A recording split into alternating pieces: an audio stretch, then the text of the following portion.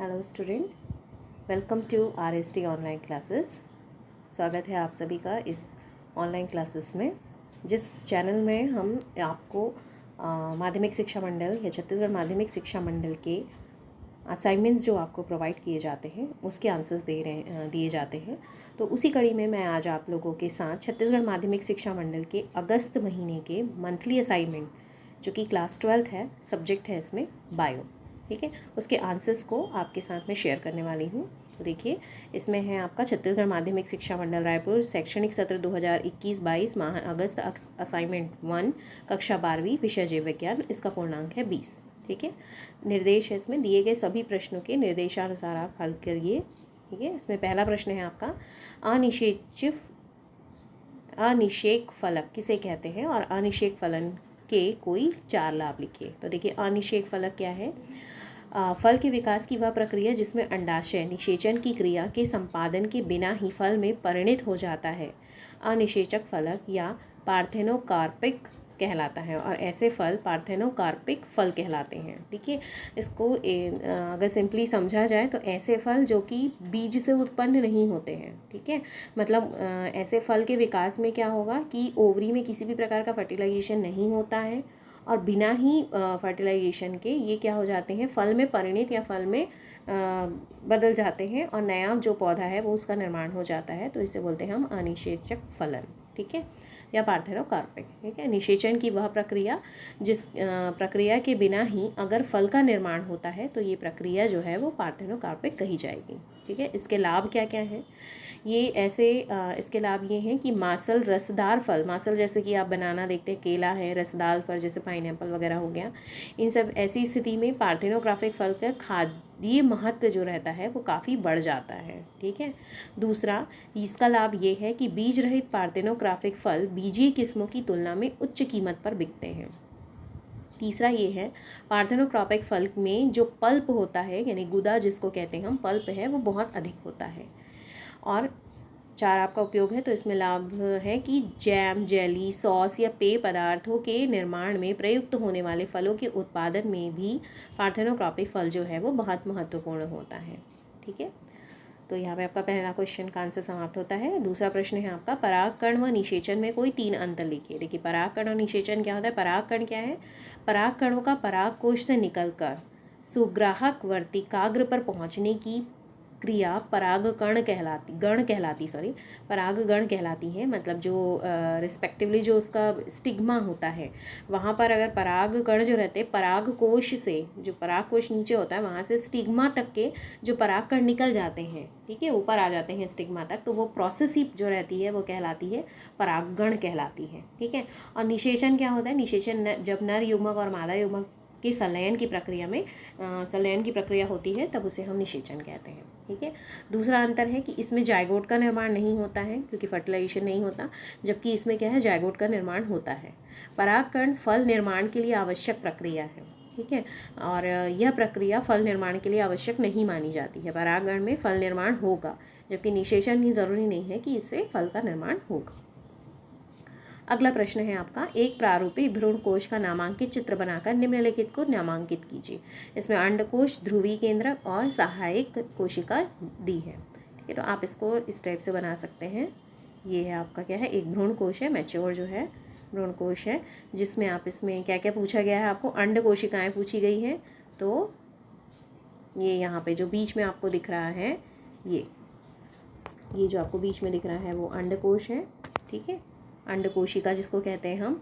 उसके बाद ध्रुवी केंद्रक, ये जो पोलर जो आपको ध्रुवी केंद्रक जो 2 दिख रहे हैं यहाँ पे, वो ध्रुवी केंद्रक हैं। और तीसरा पूछा गया है आपको सहायक कोशिकाएं, तो इसकी सहायक कोशिकाएं जो हैं वो 2 आपको, जो इसकी सहायक कोशिकाएं जो अंडकोश के नीचे दिख रही हैं, कोशिकाएं के नीचे दिख रही हैं, वो आपका क्या है, सहायक कोशिकाएं हैं। तो ये आप इसका डायग्राम शो कर सकते हैं और इनको आप तीनों को आप यहाँ पे नामांकित कर सकते हैं। अगला है आपका, काउपर्स और बॉर्थोलिन ग्रंथिकाएँ कहाँ स्थित होती हैं और इसके कार्य लिखिए। तो देखिए, इसका आंसर देख करके लिख सकते हैं, काउपर्स ग्रंथि और बॉर्थोलिन ग्रंथि कहाँ पर स्थित होती है।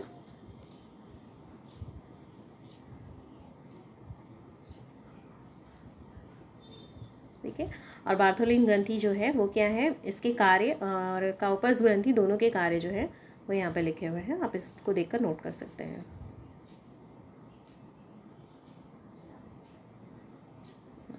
नेक्स्ट क्वेश्चन है आपका,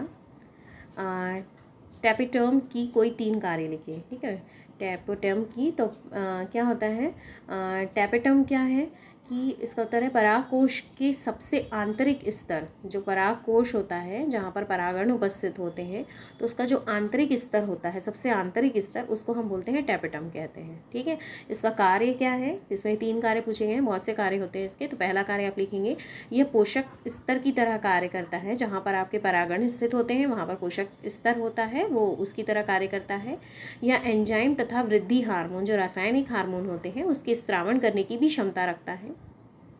इसके अलावा तीसरा कार्य ये है कि यह परागण की बाहरी भित्ति का भी निर्माण करता है। ठीक है, मतलब उसको प्रोटेक्ट करने का काम करता है। आंतरिक स्तर तो है ही, लेकिन वो पराग कण जो पराग कोश में उपस्थित है, उसकी जो आउटर वॉल होती है, उसका निर्माण में भी ये सहायक होते हैं।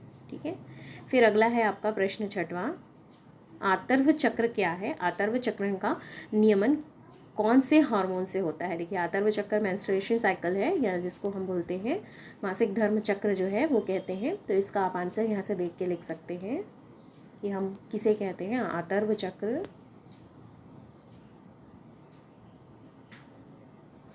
और इसमें प्रयुक्त होने वाले जो हार्मोन है वो है gonadotropic hormone, oestrogen hormone, luteinising hormone, follicle प्रेरक हार्मोन FSH, और एक होता है प्रोजेस्टेरॉन हार्मोन्स।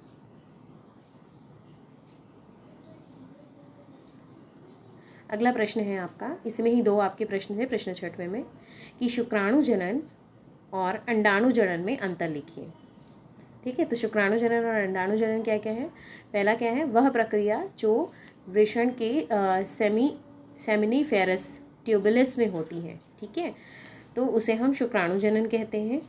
ठीक, और यह प्रक्रिया अंडाशय में पूर्ण होती है। अंडाणु जनन जैसे मतलब ओवरी में ओवल का फॉर्मेशन होता है, तो उसे हम और वो प्रक्रिया कहाँ होती है, अंडाशय में होती है, ओवरी में होती है, तो उसे हम अंडाणु जनन कहते हैं। और शुक्राणु जनन जहाँ होता है टेस्टिस में जो रहती है, उसकी सेमीफेसल ट्यूबल्स में ये प्रक्रिया जो रहती है वो पूर्ण होती है।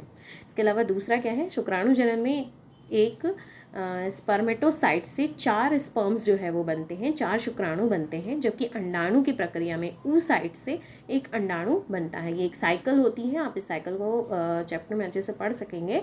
तो इसमें क्या है, शुक्राणु जनन में 4 बनते हैं शुक्राणु, जबकि इसमें oocyte की प्रक्रिया होती है, इसमें स्पर्मेटोसाइट की प्रक्रिया होती है शुक्राणु जनन में, और अंडाणु जनन में oocyte की प्रक्रिया होती है, जिससे केवल एक ही अंडाणु का निर्माण होता है। ठीक है, और ये जो रहती है ध्रुवी कोशिकाएं नहीं बनाती हैं, जबकि इस क्रम में ध्रुवी कोशिकाएं बनती है। इसमें जो एक अंडाणु होता है उसमें पोल का फॉर्मेशन होता है। ठीक है, तो यहाँ पे आपके 3 जो है वो अंतर खत्म होते हैं। तो यहाँ पर आपका दिया गया असाइनमेंट का आंसर जो है वो कंप्लीट होता है। तो यदि आपको हमारा ये वीडियो पसंद आता है तो इस चैनल को प्लीज़ सब्सक्राइब करें, वीडियो को ज़्यादा से ज़्यादा लाइक करें, शेयर करें, और हमारे चैनल से जुड़े रहिए, ताकि हमारे आने वाले मंथ में जितने भी असाइनमेंट्स जो छत्तीसगढ़ माध्यमिक शिक्षा मंडल द्वारा दिए जा रहे हैं, उस असाइनमेंट के आंसर्स आपको हम जल्द से जल्द प्रोवाइड करते रहें, और आप उनका सॉल्यूशन जो है वो जल्द से जल्द कंप्लीट करते रहें। तो थैंक यू सो मच।